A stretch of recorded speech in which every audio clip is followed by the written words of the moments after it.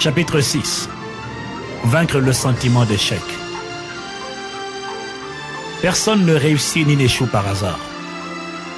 De nombreuses études ont été menées au fil des années par plusieurs universités prestigieuses pour comprendre quels sont les facteurs qui permettent de déterminer à l'avance la réussite ou l'échec dans chaque aspect de la vie d'un individu.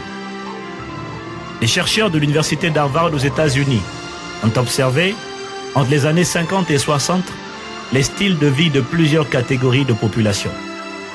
Et ils se sont aperçus qu'il existait véritablement une psychologie de l'échec. L'échec est prévisible et il provient du mépris de plusieurs principes bibliques et universels qui ne sont pas appliqués.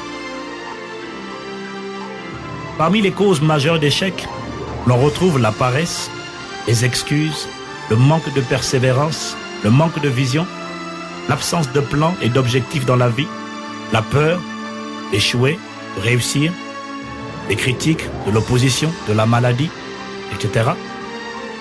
On retrouve le manque de discipline, le manque de diligence et la procrastination, encore l'indécision.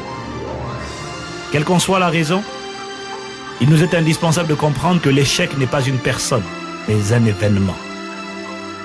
Vous avez peut-être fait quelque chose qui a échoué, qui a été insensé, certes, mais cela ne vous définit absolument pas. Aussi, vous devez déjà cesser de vous considérer comme un échec, car c'est un outrage envers Dieu. Dire que vous êtes un échec équivaut à dire que Dieu s'est trompé en vous créant. John Maxwell dit que si l'échec vous a appris quelque chose, alors vous n'êtes pas vraiment perdant. Seules les personnes qui n'essaient jamais rien sont assurées de ne pas se tromper. Mais vous n'êtes pas de ceux qui ont peur d'essayer. Il n'est aucun être humain au monde qui ait entrepris plusieurs choses sans jamais connaître de revers quelque part dans son histoire. Aucun enfant n'est jamais parvenu à marcher sans être jamais tombé.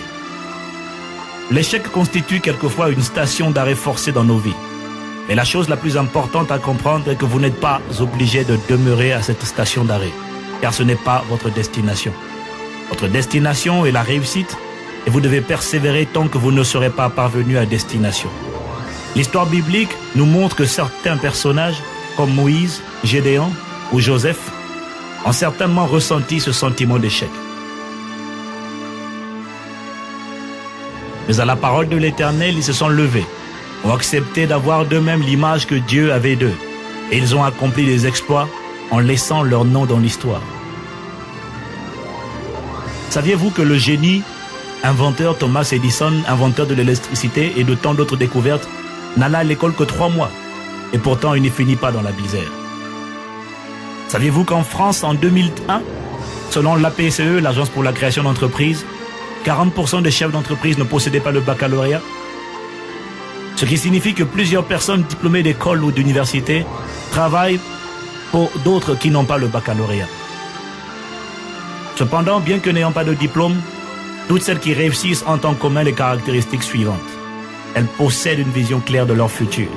Elles établissent des objectifs. Elles ont une bonne image d'elles-mêmes. Elles ont appris à développer une attitude positive. Elles savent communiquer efficacement avec les autres. Elles sont remplies de confiance, sont disciplinées, diligentes et enfin, elles recherchent toujours le moyen de faire mieux ce qu'elles font bien. Autrement dit, elles se distinguent des autres non par un QI, un quotient intellectuel supérieur à la moyenne, mais par un quotient émotionnel, un QE, supérieur à la moyenne. Quels que soient vos échecs passés, je pourrais vous fournir la liste de plusieurs personnes qui ont connu la même situation que vous, mais qui ne se sont pas laissées intimider. Ainsi, cessez de vous apitoyer sur vous-même et décidez de changer votre perception de vous-même. Faites plutôt de vos échecs passés un tremplin vers votre succès. Cessez de blâmer le monde entier et libérez ces personnes que vous retenez dans votre cœur.